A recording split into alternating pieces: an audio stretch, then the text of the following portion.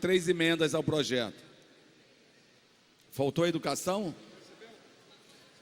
É verdade. Deputado Flávio Serafini. Falta parecer da Comissão de Educação. Eu ia dizer que falta educação, mas ia ser um trocadilho. Senhor presidente, Falta o parecer. em primeiro lugar, parabenizar a deputada Lucinha pela preocupação. Esse projeto dela trata de um tema importante, que a gente tem que dar resposta, que é da necessidade do cuidado com as crianças nos espaços de trabalho, nos espaços de estudo. Então, é um tema muito importante. Por outro lado, é um tema também que esbarra em algumas dificuldades da perspectiva de se pensar entre a educação e a assistência, que eu acho que a gente tinha que pensar junto como aperfeiçoar para que, de fato, ele vire uma lei que entre em vigor e seja respeitado. Eu lembro que a vereadora Marielle Franco travava uma luta semelhante e vinha lutando por essa questão, inclusive, das creches noturnas. Então, é uma luta que eu realmente valorizo muito e parabenizo. A gente fez algumas emendas no projeto no sentido de tentar aperfeiçoar. Uma delas é que a gente troca a referência espaço kids por espaço infantil. Chamo que é mais adequado, como tem uma tradução fácil, fazer essa adequação. Deputado Flávio. Então, é favorável com emenda, senhor presidente. Então, Vossa Excelência vai acatar as emendas que chegaram? Logicamente, conversado com a deputada, porque, na verdade, é da bancada do PSOL. Deixa eu ver as emendas que são aí da bancada. São 3 emendas. Se são semelhantes aqui às minhas, sim. Se forem as mesmas emendas, claro, a gente, tendo acordo aqui com a deputada.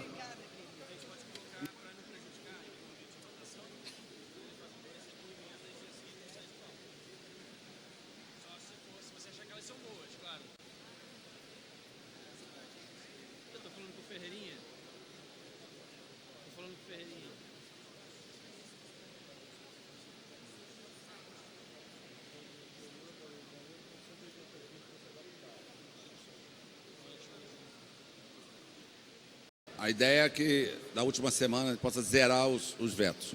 Deputado Flávio. Senhor presidente, favorável com emendas. E retiro as emendas da bancada do PSOL apresentadas. Com os pareceres emitidos em discussão, não havendo que queira discutir, encerra a discussão. Em votação, parecer da Comissão de Educação com emendas. Senhores que aprovam, eles como estão aprovados. Na verdade, essas emendas mudam muito o projeto? Não, pra gente fazer... A presidência irá proceder à segunda chamada. Deputado Anderson Alexandre. Para encaminhar, senhor presidente. Para encaminhar pelo pessoal, deputado Flávio Serafini. Senhor presidente, acho que esse tema dos patinetes elétricos é um tema pertinente, que a casa está se debruçando em diferentes iniciativas para tentar regulamentar. Mas eu acho que regulamentar é importante, mas esse projeto me gerou algumas preocupações no sentido de acabar praticamente inviabilizando o aluguel. Por exemplo, quando o projeto prevê um tipo de CNH, uma exigência de cheque calção, o que me parece é que ele, na verdade, vai inviabilizar os patinetes elétricos. Eu acho que a gente tem que avançar, sim, na regulamentação, não pode ficar uma desordem com patinetes abandonados nas calçadas, disputando espaço com as pessoas que andam nas calçadas, mas inviabilizar não me parece, porque os patinetes elétricos não são poluentes como são os automóveis. Me parece que é uma alternativa que pode ser complementar aos modais de massa, aos modais de transporte coletivo. Então, a gente está encaminhando o voto contrário, tanto porque já tem um outro projeto, quanto por entender que essa tentativa de regulamentação tem algumas exigências que podem acabar inviabilizando completamente essas modalidades de transporte individual, limpo e elétrico. Senhor presidente, eu queria só encaminhar pelo PT. Pelo Partido dos Trabalhadores, deputado Valdec Carneiro. Nós encaminhamos pela abstenção, porque eu acho que em relação a essa matéria, que é muito importante, eu saúdo o Quinoploc, saúdo Giovanni Ratinho, saúdo a Rosane Félix, que nos provou... Deputado Flávio Serafini. Senhor presidente, eu gostaria de declarar meu voto, na verdade, seja consignado, meu voto favorável. Eu fiquei preocupado com a redação final das emendas, que me pareceram que desvirtuavam um pouco esse objetivo inicial do deputado Carlos Mink, que tem nosso completo acordo, nosso completo apoio e nosso completo entusiasmo. Mas, às vezes, na tentativa de ampliar, uma emenda pode acabar restringindo, e a nossa preocupação era essa. Mas como o projeto ainda vai seguir em tramitação, essas emendas que, né, nos preocupam, caso elas tenham sido aprovadas, a gente vai poder discutir. São emendas, na verdade, que excluem os templos religiosos da obrigatoriedade de ter que se submeter ao que prevê a lei. Para a gente não tem sentido. Racismo tem que ser proibido em estabelecimentos comerciais, em estabelecimentos de ensino, em estabelecimentos públicos, em estabelecimentos religiosos. E votar uma lei dessa importância, dessa natureza, acatando uma emenda que permita que qualquer desses estabelecimentos seja excluído da obrigatoriedade de não praticar o racismo, para a gente seria, na verdade, um retrocesso. Por isso a minha dúvida, mas eu vou consignar meu voto favorável e vamos trabalhar para que em segunda votação ele seja aprovado na íntegra, sem que desculpas de qualquer natureza sejam usadas para justificar e legitimar o racismo. Para declarar o voto, senhor presidente. Declaração de voto, deputado Valdec Carneiro. Queria cumprimentar meu algoz das minhas emendas. seu colaborador. Eu queria cumprimentar o deputado Carlos Mink e quero reforçar preocupação análoga.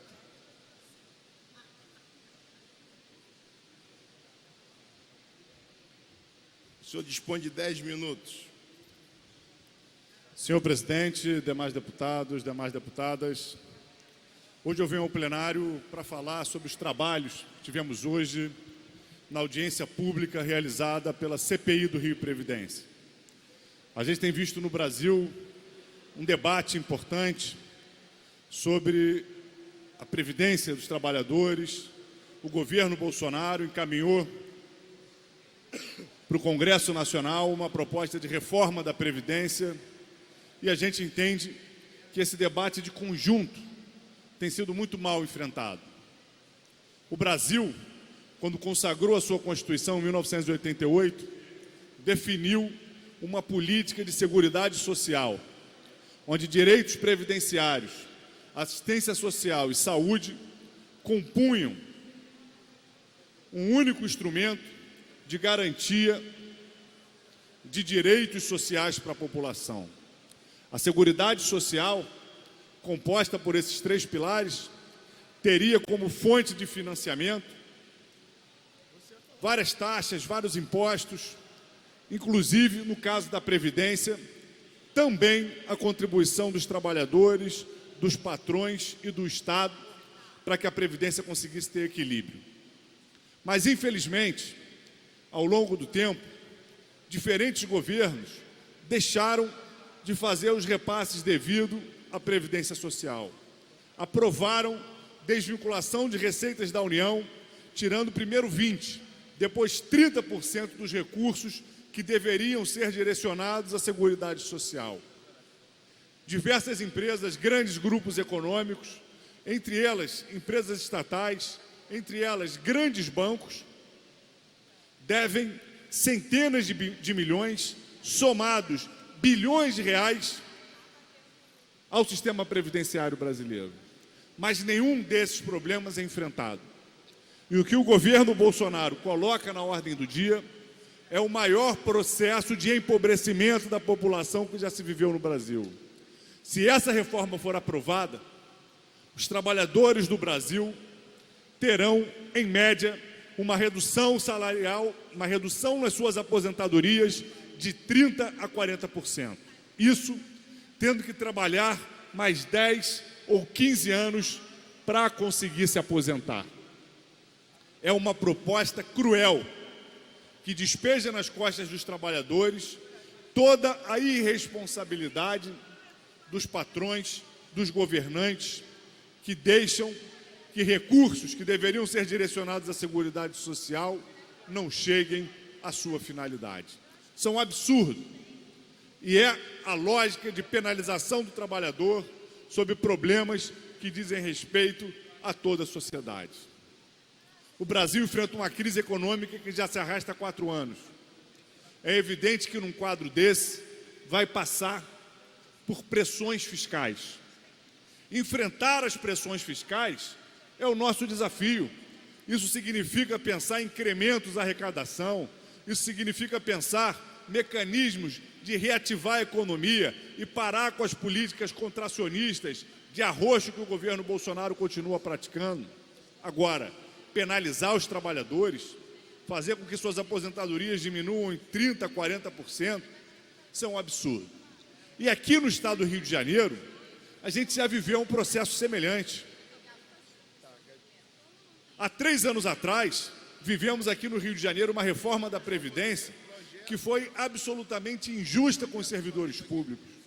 O estado do Rio de Janeiro se encontrava numa crise diretamente relacionada aos desmandos do governo Sérgio Cabral, que permitiu que em 10 anos mais de 200 bilhões de reais fossem concedidos em isenções fiscais, que durante os períodos de seu governo contraiu mais de 30 bilhões de reais em empréstimos, deixou de repassar ao Rio Previdência mais de 15 bilhões em valores devidos ao Rio Previdência, valores de créditos tributários parcelados, valores das dívidas ativas, valores dos royalties do petróleo que foram desviados do Rio Previdência.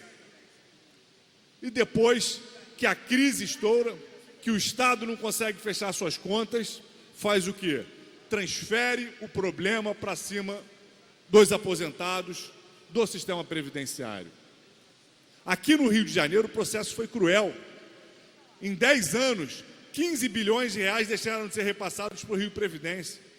Depois, o Rio Previdência passou a ser golpeado, sendo obrigado a fazer antecipações de créditos, antecipações de receitas com royalties do petróleo e participações especiais, fazendo com que uma parcela considerável das suas receitas fosse cada vez mais comprometida com o pagamento dessas antecipações. Quando essas receitas já estavam comprometidas com o pagamento dessas antecipações, o governo penaliza os servidores, apresentando aquela reforma que aumentou ainda mais a contribuição previdenciária dos trabalhadores, num cenário onde eles já vinham há anos sem reajustes e permanecem até hoje. Essa é uma lógica equivocada de enfrentar os problemas previdenciários. Tanto aqui no Rio de Janeiro quanto no Brasil, não é possível que os trabalhadores e as trabalhadoras, na velhice, paguem a conta dos desajustes, dos desatinos dos governantes ou da lógica sedenta pela disputa da poupança pública, como é o caso do governo federal, onde tem um movimento agressivo dos grandes grupos econômicos para retirar os direitos dos trabalhadores e para disputar a poupança pública. É por isso que amanhã no Brasil inteiro vai ser um dia de greve geral, um dia de luta de trabalhadores e trabalhadoras contra essa reforma da Previdência que vai empobrecer a população, contra essa reforma da Previdência que prevê, por exemplo, que para um trabalhador se aposentar com o máximo do que ele tem direito, ele tem que contribuir com a Previdência por 40 anos. Menos de 10% dos trabalhadores e das trabalhadoras brasileiras se aposentam tendo conseguido chegar a contribuir por 40 anos. Isso significa o quê? Que para mais de 90% que não vão conseguir contribuir por 40 anos, a aposentadoria vai significar perdas com relação ao que é previsto hoje, não com relação ao que eles recebem na ativa, porque as regras da aposentadoria atuais já não refletem o salário da ativa nem para aqueles trabalhadores que ganham baixas remunerações de R$ 1.500, R$ 1.300, R$ 1.800. O que essa reforma da Previdência vai fazer é achatar cada vez mais o conjunto das aposentadorias para o valor do salário mínimo. E mais que isso, essa reforma vai fazer com que o trabalhador, para ter acesso ao sistema previdenciário, tenha ainda mais dificuldades. Uma das suas faces mais cruéis, que felizmente parece que vai ser derrotado no Congresso, é a tentativa de mudar o acesso ao benefício de prestação continuada, passando a ser no valor de um salário mínimo, só para quando os trabalhadores e trabalhadoras completarem 70 anos. A expectativa de vida na maior parte dos estados brasileiros é abaixo dos 70 anos. A maior parte dos trabalhadores e das trabalhadoras do Brasil sequer chegam a essa idade.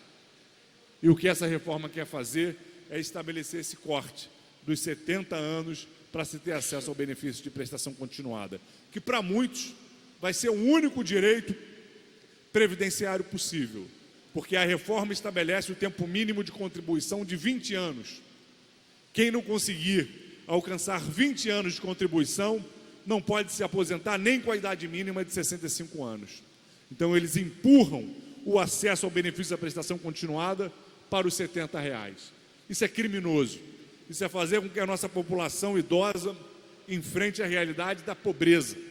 Isso é jogar muitos municípios do Brasil numa situação de pobreza, porque esses municípios tiram boa parte da movimentação da sua economia justamente dos direitos previdenciários dos seus trabalhadores e trabalhadoras aposentados. Então, fica aqui mais uma vez o nosso repúdio a essa reforma da Previdência que empobrece a população brasileira. Garantir um salário mínimo na aposentadoria, garantir que as pessoas que contribuíram com seu suor, com a sua luta para construir o nosso país, tenham direito a uma velhice digna, não é privilégio. Não é privilégio, de forma alguma, é a garantia de direitos, é a garantia de vida digna para a população. Infelizmente, o governo Bolsonaro prefere virar as contas para o povo, prefere deixar o povo na pobreza e desmontar a política de seguridade social. Por isso, amanhã vamos às ruas, com trabalhadores e trabalhadoras, por uma velhice digna, contra essa reforma da Previdência. Agora convido o deputado Rodrigo Amorim para que faça uso da palavra, pelo tempo de 10 minutos.